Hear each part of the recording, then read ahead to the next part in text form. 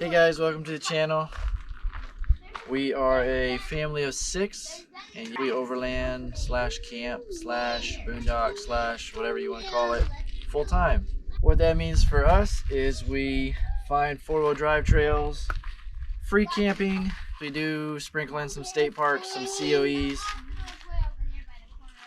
We definitely sprinkle in some friends and family as well. We've seen more friends and family on the road since we started than before. So this is our 2018 Toyota 4Runner. It's a limited. It has a 3rd row seat. The reason we got the 3rd row seat is because there's 6 of us. We have 4 boys. They are 9 and under. We love having the limited because of all of the extra creature comforts it has.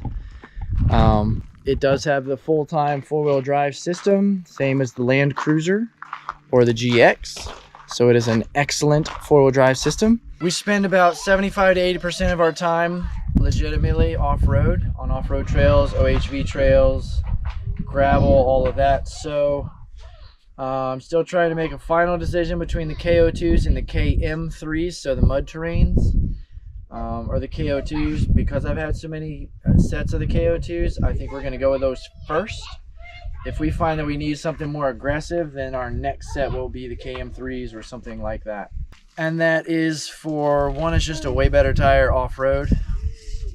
We can air them down because of the lugs on the sidewalls. We can get almost double of our contact patch. But that's Black Betty. This week coming up, she is getting a 3-inch Icon lift and 17-inch black TRD wheels with the 285/70/17 KO2s. So she's going to go up in the air 3 inches with the lift and about 2 inches with tires, which is great.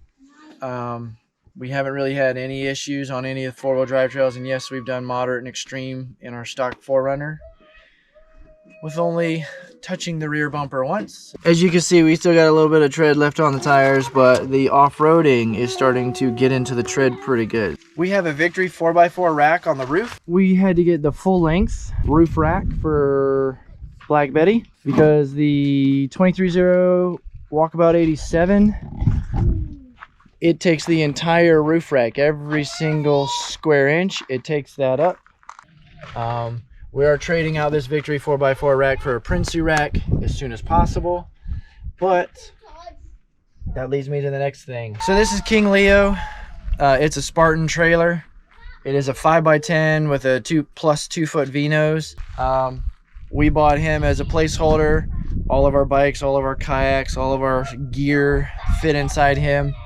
And all of my electronics are in the 2-foot V-nose part, closed off. So all of my 4 lithium battle-borne batteries that are internally heated, the new ones, all my Victron solar controller, DC to DC, and my 12-volt 3000 watt inverter from Victron are all in the nose. I've wired it for 30 amp going in. I have a GFCI 20 amp coming out the front. I also have a GFCI on a separate circuit, 20 amp on the inside to run the fridge. So King Leo is on a 4-inch drop axle. That is a big issue for us. We've gotten in some pretty extreme and moderate 4-wheel drive trails on accident because they weren't labeled well. And only had one issue. So if we were going to keep King Leo, we would use the Timbren 4-inch lift axle-less axles and get him up out of the way. That would actually lift King Leo up 8 inches because he's on a 4-inch drop now, and it would go to a +4. However, we are actually getting an off-road overland trailer built because King Leo was not built for off-road. And the rooftop tent is going to come off of the 4Runner and go on top of that trailer. So that's why we're not too concerned about the roof rack right now, but we really just want to make the swap as soon as possible. Our awning will also go on that too. Yes, and the awning will also move to the trailer perfectly. The Overland trailer that we're getting, the off-road trailer, is going to have the exact same wheels and tires that are on Black Betty, same bolt pattern as well. It has over 22 inches of ground clearance. I believe it has 24 inches of ground clearance when we're done with it. It's gonna be fully wired up with all my lithium, my inverter, my solar charger, my DC to DC charger, possibly second DC to DC charger. We just had to figure out how to put the solar panels on it. So that is what we're in the process of doing now. So when we first started, we were given some 100-watt suitcase solar panels from Lion Energy. You can actually see 'em. Absolutely love the solar panels from Lion Energy, and I'll tell you why. They're 100-watt panels. When they're in full sun, they pull 110 consistently. Because we travel full-time, the suitcase solars only work when we're stationary. So our solution was to get two Renogy 175-watt flexible panels.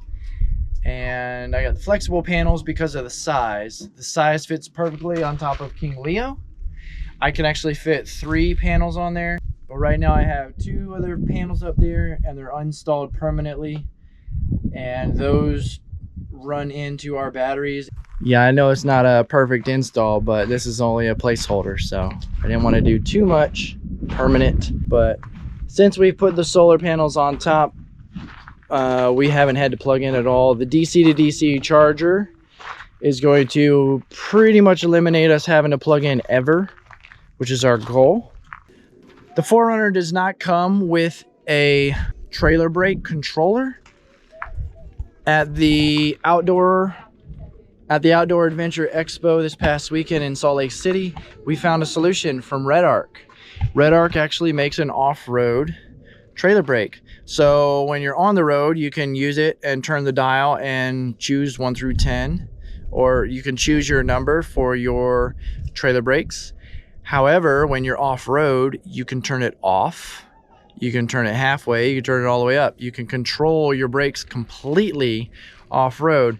So if I'm getting ready to go through some deep sand or snow or some mud, I will turn the trailer brakes off. That way there's no chance that with the A-Track system or on, it uses the brakes. It pulses the brakes to keep you going, and with the trailer brake off, it won't accidentally activate those brakes, which means I can get through no problem. So far that's our rig that we can think of. We are looking forward to getting our new trailer soon, and we can't wait to share that with you.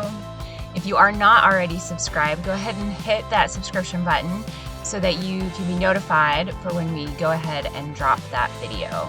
Thanks for watching. We are on to the next adventure.